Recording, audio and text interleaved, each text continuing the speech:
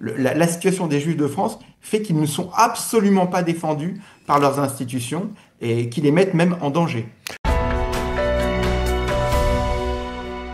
Eh bien, nous avons le plaisir d'être en ligne avec Philippe Karsanti. Philippe, bonjour, Boker Tov.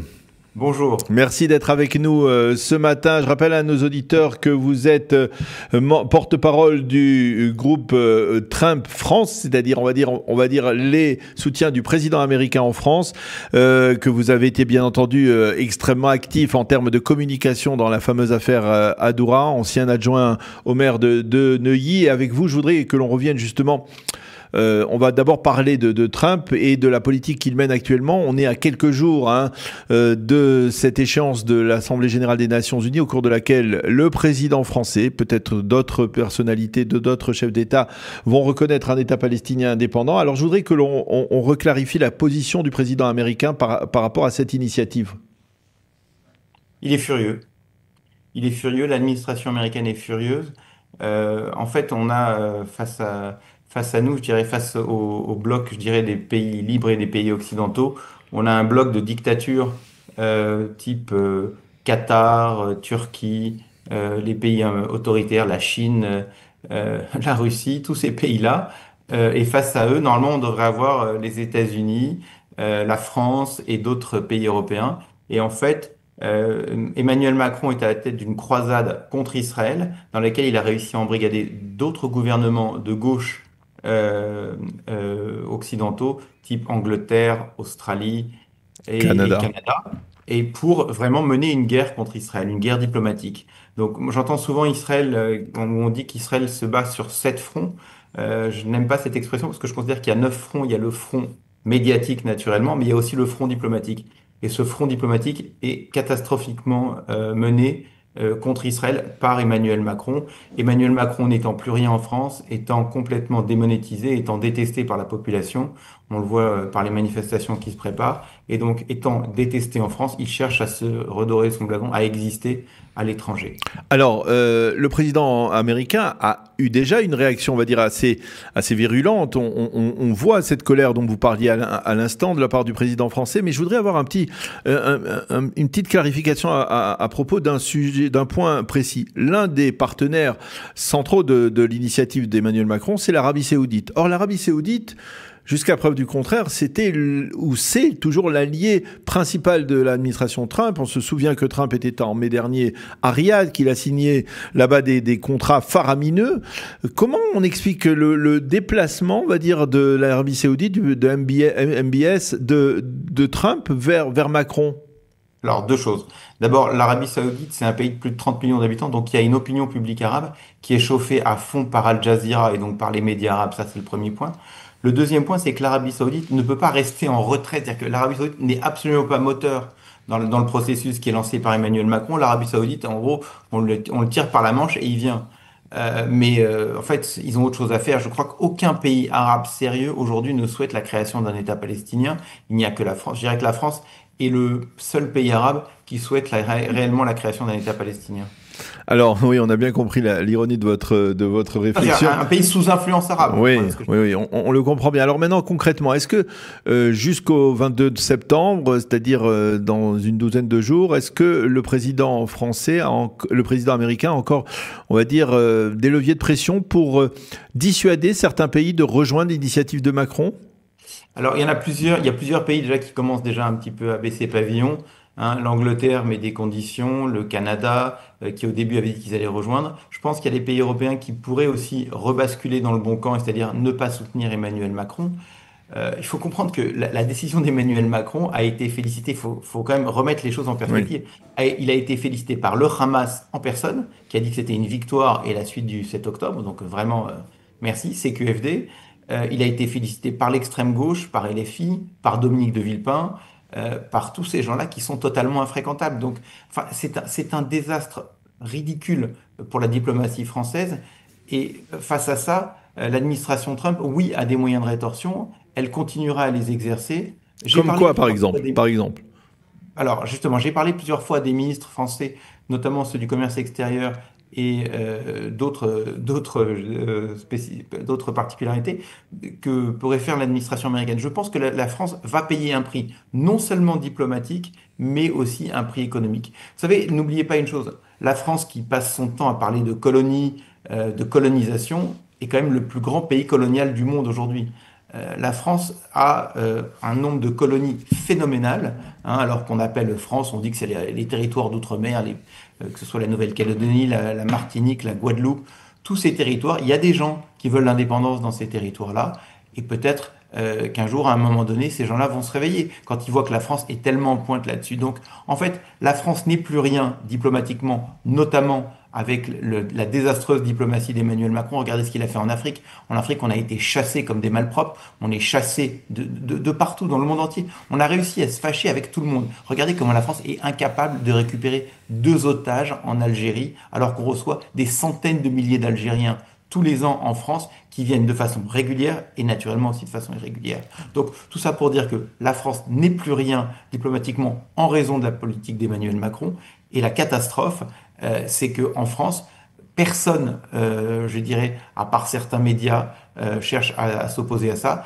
Et si on doit venir sur le côté juif, je pense que la faillite des élites, entre guillemets élites, parce que vraiment ils n'ont rien d'élitiste, juives, est assez flagrante, surtout quand on compare avec ce qui se passe aux États-Unis, où vraiment on a vraiment je dirais une communauté juive organisée qui est forte et puissante et qui cherche à se faire entendre. Ça veut dire la réaction du grand rabbin de France, Chaim Corsia, elle vous a surpris ou finalement elle n'est pas surprenante quand on sait que ça a toujours été un juif de cour, ça a toujours été un laquais. Il a été le laquais de Jacques Chirac quand Jacques Chirac était le pire président à l'époque anti-israélien qui soutenait notamment Yasser Arafat dans sa guerre contre Israël, qui a voulu donner l'arme atomique à Saddam Hussein, qui a soutenu Bachar al-Assad, Hafez al-Assad, enfin, qui a soutenu les pires dictatures arabes contre Israël. Et à l'époque déjà, Chaim Corsia était derrière lui. Vous avez derrière ça, vous avez l'attitude aussi de Delphine Orwiller, qui vient aussi en soutien à Emmanuel Macron et donc à tous les anti-israéliens notoires.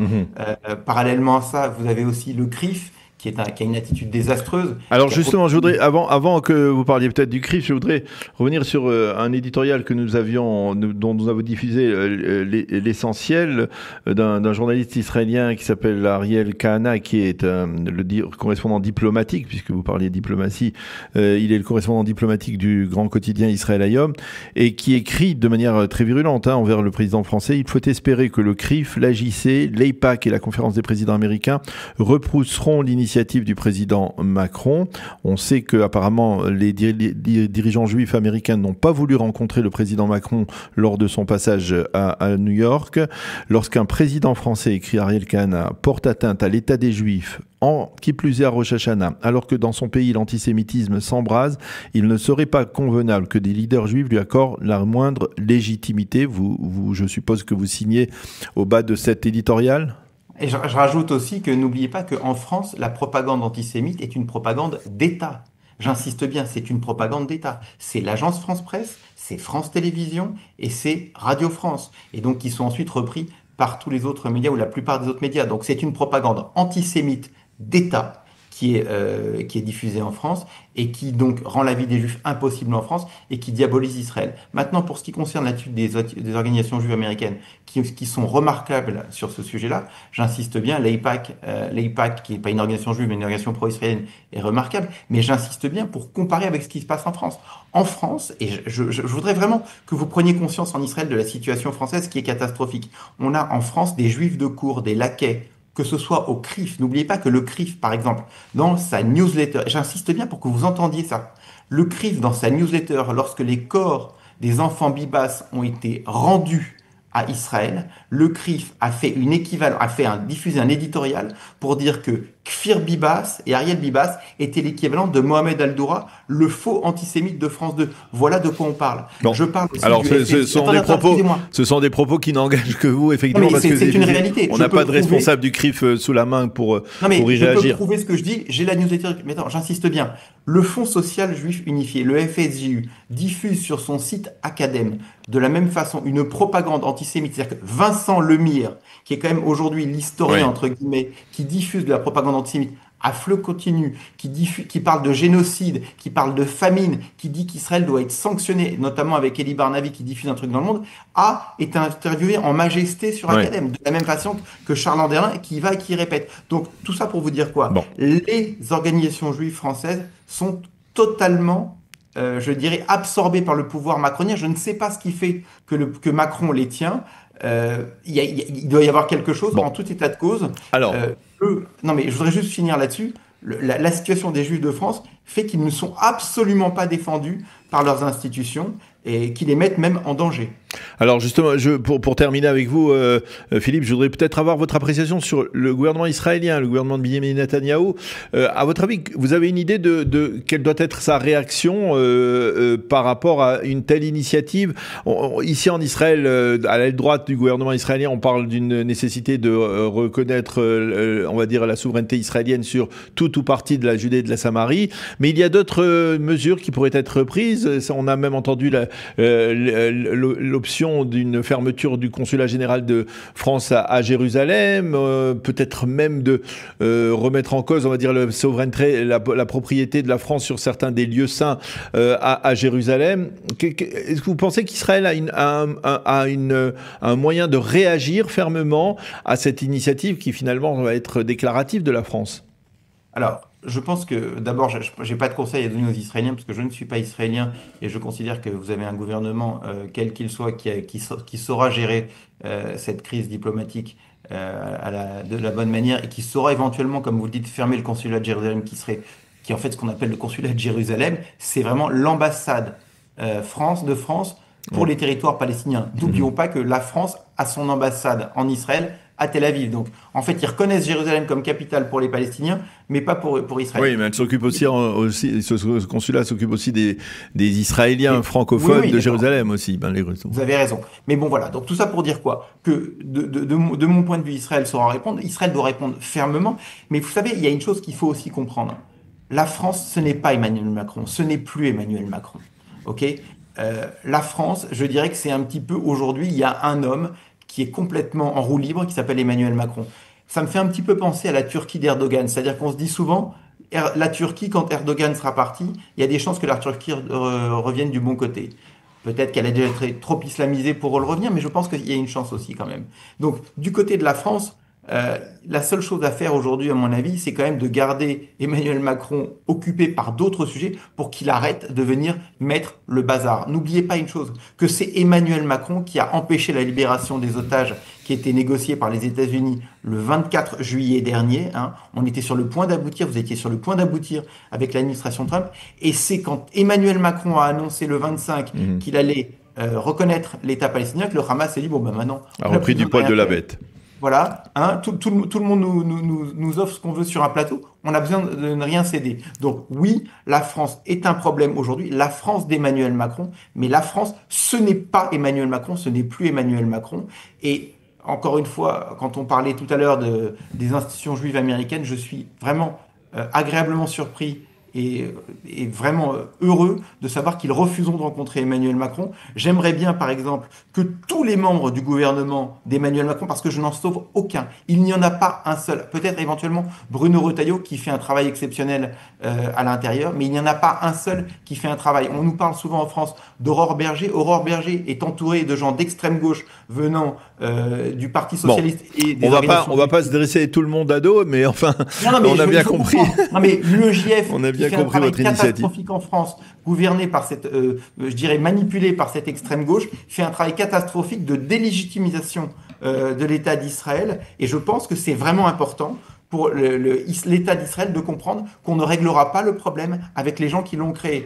La gauche en France et notamment toutes ces organisations juives qui ont toujours travaillé contre, je dirais, la souveraineté juive, doivent être mis hors d'état de nuire, c'est-à-dire ne même pas rentrer dans l'équation. Eh bien, on l'a bien compris. En tout cas, merci Philippe Karsenty d'avoir accepté de répondre à nos questions de manière aussi claire, sans langue de bois. Merci beaucoup Philippe d'avoir été avec nous ce matin. Bonne journée, bonne continuation. Merci Daniel.